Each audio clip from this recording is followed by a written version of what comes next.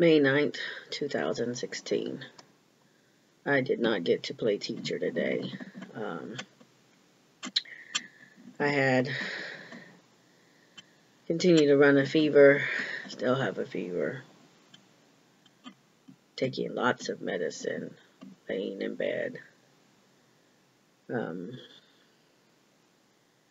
Coughing fits are awful. Like, you really don't sleep. I feel like I'm hacking up something that is not natural. That seems to be the way it runs its course with me, though. So I am at home instead of in my classroom. And I would have liked to have been able to go and be at work, but hopefully by tomorrow I'll feel significantly better. I'm very tired. I wanted to talk about what seems to be building up inside me as I am on day 9 of this May journey, and that is anger. It's neither surprising nor shocking, as research shows and scientists and psychologists and all those IST people talk about anger being a part of the grief process. The problem is I can't pinpoint exactly what I'm angry about. I saw my father, who was once a vital, healthy man, in a matter of days, maybe weeks, become totally dependent on everyone around him. Lost a considerable amount of weight, lost all of his hair, mobility in the half of his body to where he just became where he needed to be in bed or needed assistance. He could move his right side of his body fairly well. And I know that this was something, while he did not want to leave us, he also did not like the way he was. And he didn't like being that way. If you rearranged him, in his bed, he was quick to say either one of two things. Thank you. Or I'm sorry.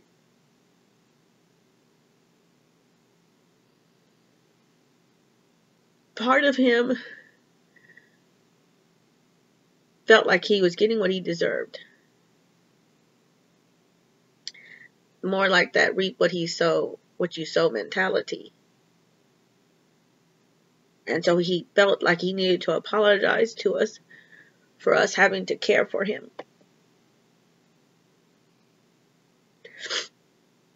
One of the evenings I was watching him, of course it was nighttime, and I was by his bed, and he was turned to his left side, and he was looking at me, and I was sitting on this stool we had put right by his bed. And he's crying, and I'm like, Dad, what's wrong? What is it? And he was like, how can you all love me? And I was taken aback. I couldn't figure out where this was coming from. All my life, I had admired him.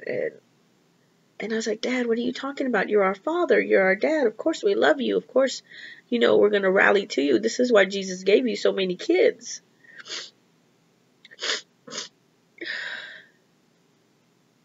And he just sobbed. He just cried.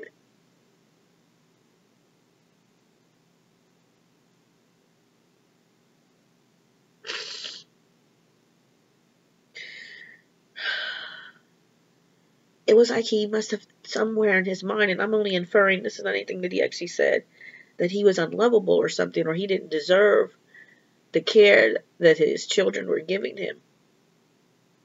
But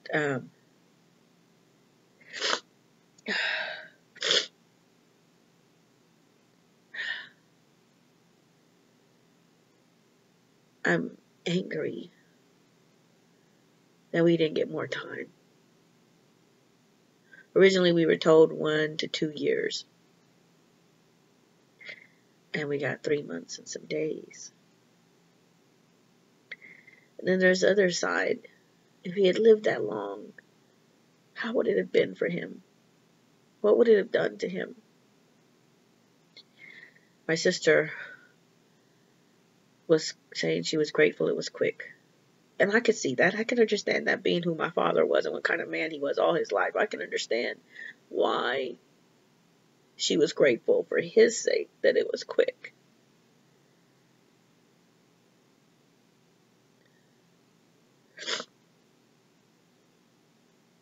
I'm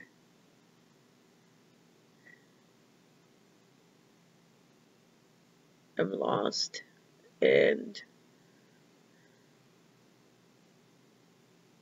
sometimes just confused on why he went this way.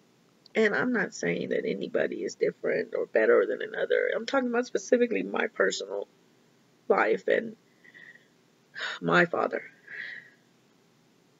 I'm not trying to make anybody else's less than. I'm only talking about my dad. And that's all I can do. And that experience. The only other thing I can mention that I've been feeling is really just an emptiness. And I have this thing where I'm worried about everything falling apart. My husband leaving me, my daughter one day not wanting anything to do with me, my job being gone. All of those things are rampant in my mind. While they are unrealistic and have no place to even grow, because there's nothing that indicates that this is what is going on in my life right now. It's ever present, and it's building up, and it's growing, and I'm starting to speak it out, and I'm starting to say things to my husband, and he's like, what's going on? Where's this coming from? And I haven't got a clue. We've been together for over 24 years now, and very happy, and couldn't see myself being without him. But yet I struggle to maintain some resemblance of sanity in the wake of fear and not knowing stuff and the unknown. And like, do I record every minute now? Is now the time when we're at this age? Or do I wait? Or do I drive him crazy? Do I drive myself crazy? It is, but it is a very hard way to live, because I lost my father, and he's gone, and there's nothing I can do about it. And who will I lose next? How do I get past this very honest and very true feeling of fear? There's no reason to sugarcoat nothing. I find in life people sugarcoat stuff, and everything looks grand, and everybody looks happy, and your life is great, and you look pretty. And I never claimed that for myself, but no, sorry for your luck. I'm not sugarcoating it. Life is very difficult, and what has our world come to, and what has our children come to? And I'm not even going to get on that soapbox, because I'm just going to go on and on. Point being is that I'm being very honest of what grief is doing to me. The loss of my father, how it has affected every area of me. And if he were here, things would be different. No doubt in my mind. Of course they would. Well, sorry, ran a little long again today. I hope that your day is going well.